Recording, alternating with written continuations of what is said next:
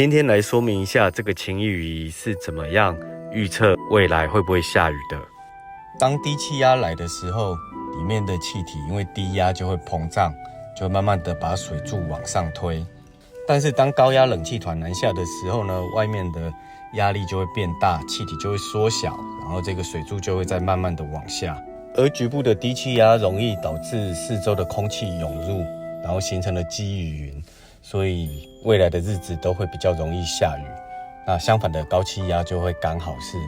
大部分都会是晴天。所以下次当你到我们的店面的时候，不要再用你的太阳之手握住它，用温度来让整个水柱一直往上升，你这样子其实是会干扰到整个地球大气的运作的。